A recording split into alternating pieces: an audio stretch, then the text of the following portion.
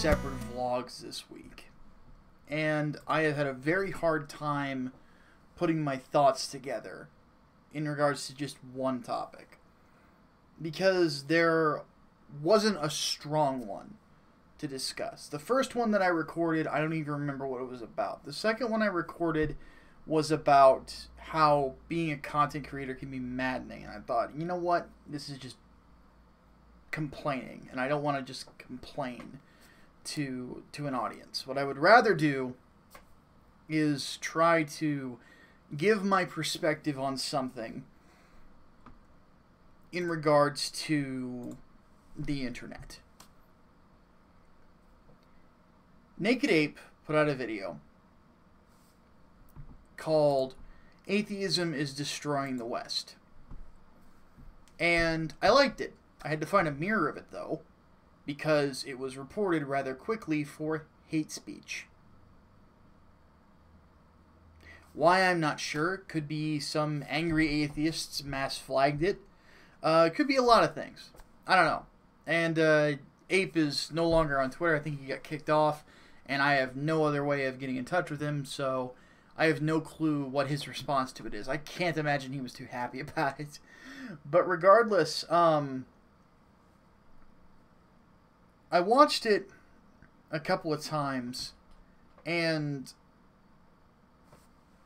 I had to think to myself about this, and I figured I would comment on it.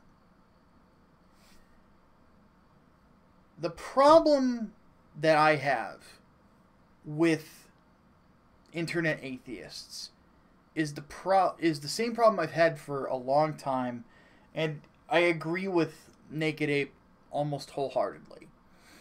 The very idea that these folks portray themselves as some sort of sensible, rational voice is beyond me.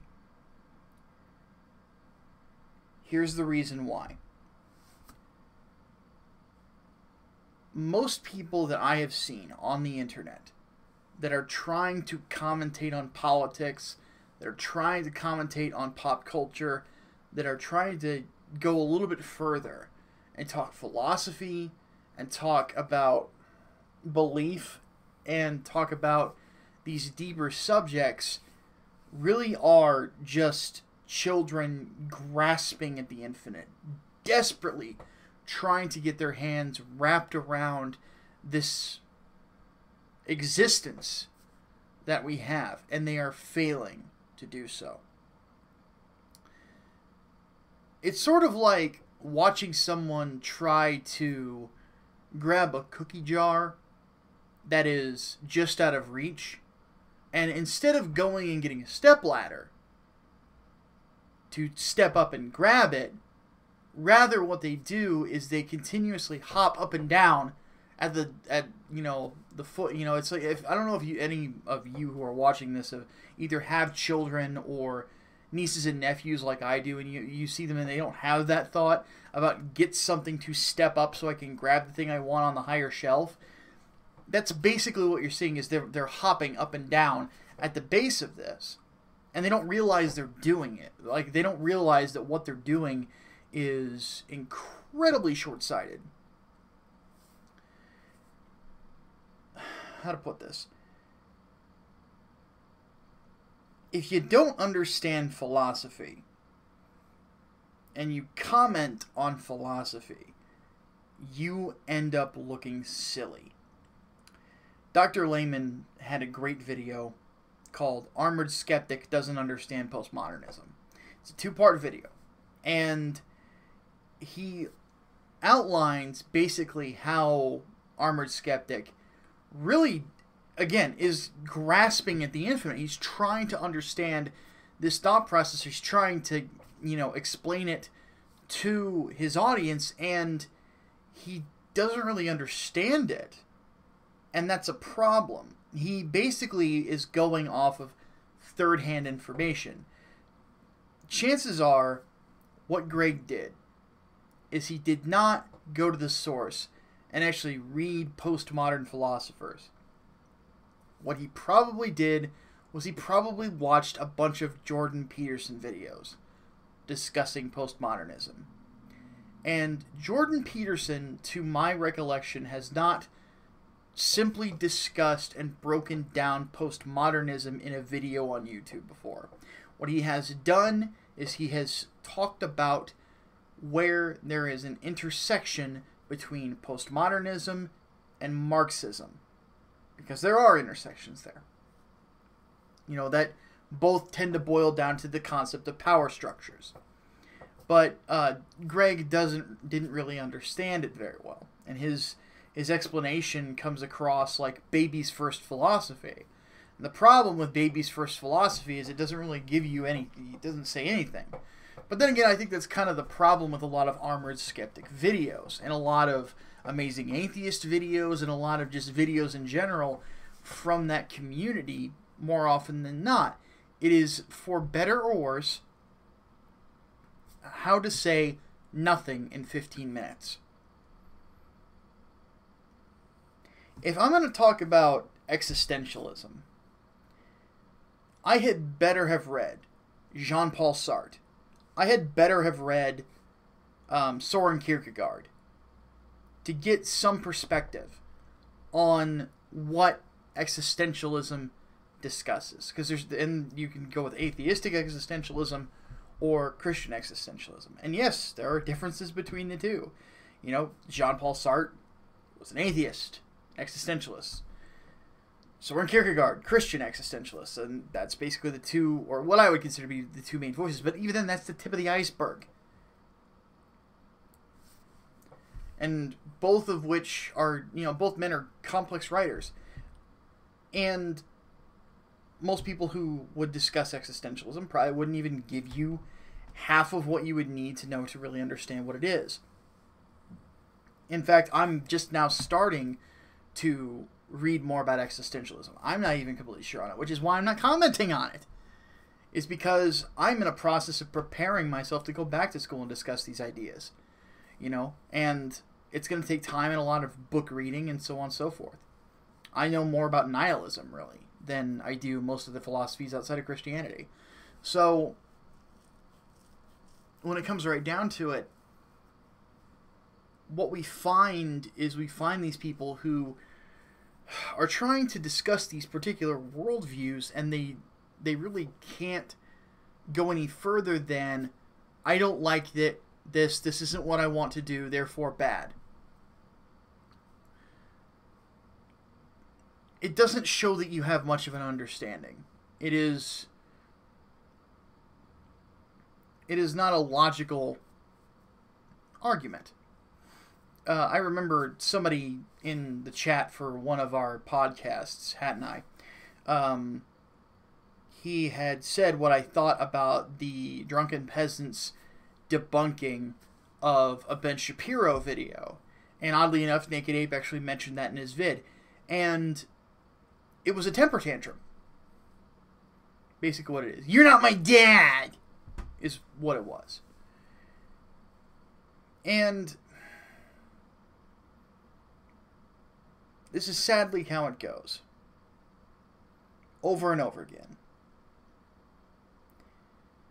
I don't really care if you don't believe in God. That's your decision. I don't agree with that, obviously. I'm a Christian. But the idea that some of these folks will put themselves on the level of philosophers like Daniel Dennett or, you know, Sam Harris or Richard Dawkins or Christopher Hitchens is a little ridiculous. And I'll say this. The arguments of those men, the fact that they don't even question them, surprises me.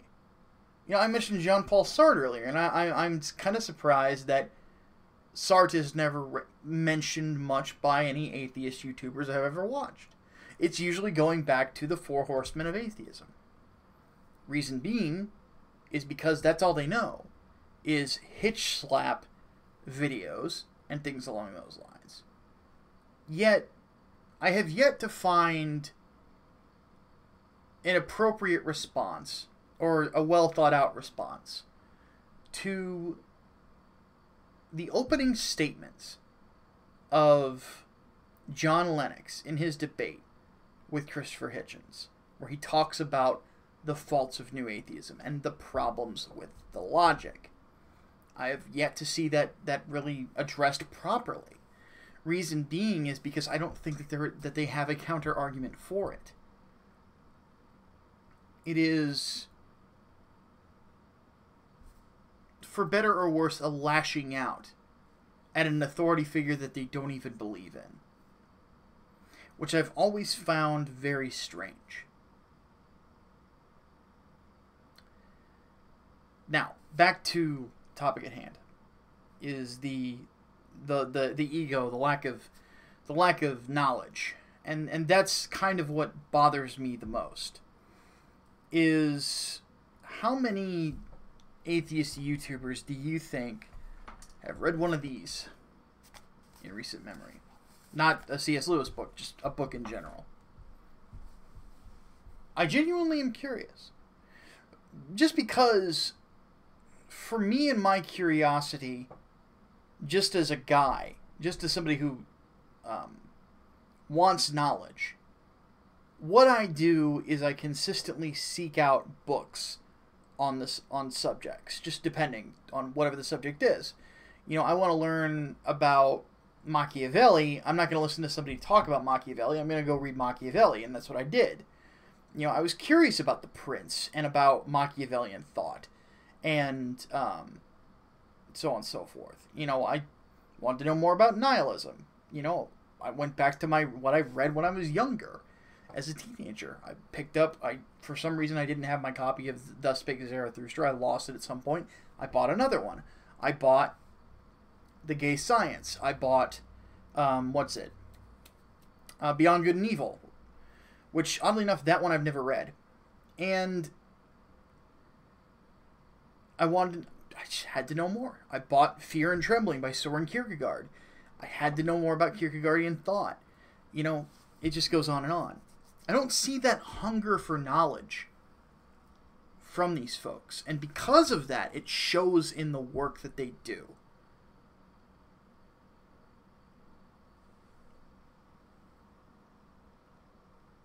And the logic that they have for their lack of belief doesn't really make much sense. You can say, okay, you cannot put a syringe into the ether and pull out God's blood, therefore God does not exist. And I'm oversimplifying things, I know, I'm paraphrasing. But there is no physical proof of God, or so they say. He is not observable, ergo he is not here.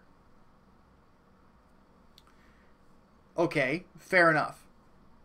My flip side is, you know, there is no, you know, overwhelming proof that God does not exist. And on top of that, you know, there's an initial clash of worldviews, because there's two worldview statements. Either there's the atheist, nihilistic, whatever idea of there is no God and everything is just pure random and pure chance, and we are just these meatballs floating in the universe. That's kind of what Sam Harris likes to put. Or there are laws, and there is a way that the universe works, ergo there is a lawmaker. That is the deist or the theist point of view. And there is a distinction between the two that I'll talk about some other time. And I don't really see either thought process as ignorant. I can see exactly how somebody would come to either or conclusion. And I think that it's the contempt for the other side and that core idea that is really showcasing a huge level of ignorance for certain thought processes. So then you have to ask, where does that contempt for reading, learning, and knowledge come from? Where does that contempt come from? And I think that it is that contempt that stems from the idea that, as Naked Ape put, and I agree with completely, they don't want a boss, therefore there is no boss. And they are unwilling to hear an opposing view. I think the most sensible atheist that I've seen on the internet is probably Sargon of Akkad. And he is probably the most sensitive atheist I've ever spoken to in my life. And he was very honest about his lack of belief when we talked, and I wish we could have discussed it more. And he has actually defended people's rights to believe. He does not treat people who are religious with contempt. He respects their beliefs, even though he vehemently disagrees with it. And he, I think, put things in a much simpler way of looking at it, or a more civil way of looking at that "you're not my dad" sort of thing. I don't accept the idea of God being at the top of the hierarchy because he doesn't have to play by the same rules as everyone else, or at least I think that's what he said. And my thought of my criticism of that was, okay, well, let's think about this critically. If he created the rules that he works at, why wouldn't he sit at the top? If somebody creates a company and they nurture it and and it grows and they sit as the CEO of the company as a self-appointed position, I'm not going to question him. He created it. In a way, the creation is in and of itself what establishes the top of the hierarchy, and that is how that process is argued in a civil manner. Now, if I were having this discussion with that atheism is unstoppable guy, he would probably put my address on the internet, and I would probably get a dead mouse in the mail or something like that. It is that unwillingness to submit to a higher power that, of course, not just unwillingness, but hatred of the idea that creates this level of contempt, but at the same time it also creates a level of contempt for learning, and that is the biggest problem. And that is, of course, why we need a better class of content creator. We need people who understand the topics. We need people who really can dive into these subjects and get into it. Atheism as a belief system, because that's what it is. You can say that it is, because you are making the thing about atheism is you are making a definitive statement on the universe. Atheism. You break the word down. What is theism? The belief in a god.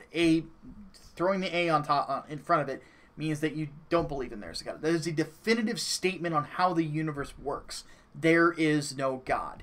There's no misinterpreting that statement at all. So heck, there are some people that don't even understand that. This goes back to the whole Armored Skeptic thing. This is what infuriates me about these types of people. Armored Skeptic said him and 4 of his buddies on an internet forum debunked Paul's epistles. What? Greg, where is your degree? Why do I have a feeling it's the same as no bullshit and it's just in communications? Where's your thesis, your master's thesis on the issues of, or the inaccuracies of the Bible? Where? Now here's the thing. If I talk to Aiden Paladin or Dr. Lehman or other people that discuss, these subjects and come from an area of knowledge on it, they can point you to something that they've done. With me, I can point you to articles that I've written on subjects in the past. There's a body of work there that is academically relevant. And you cannot play doctor and then expect to not have somebody ask you for your PhD in something. You cannot make these statements and have no understanding of it, because if you don't, all you are is swinging wildly into the wind in a boxing match with Floyd Mayweather. Someone is going to come along and they're going to punch you in the head and you're not going to know what hit you. And I'm speaking figuratively.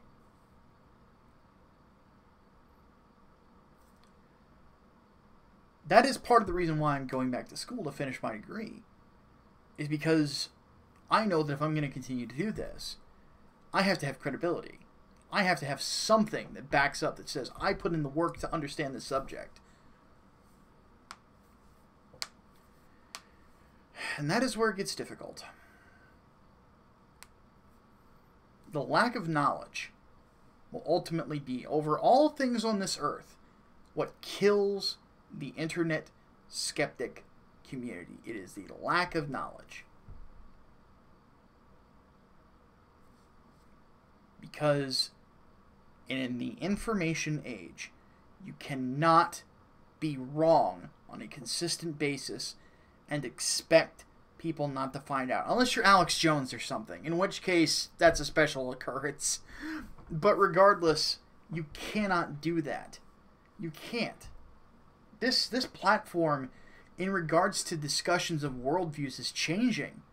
It's not going to be dominated by the fedora-tipping, balding cuckolds in 10 years. It's going to be a completely different platform. Content creation might not even be centered on YouTube in 10 years. It's hard telling.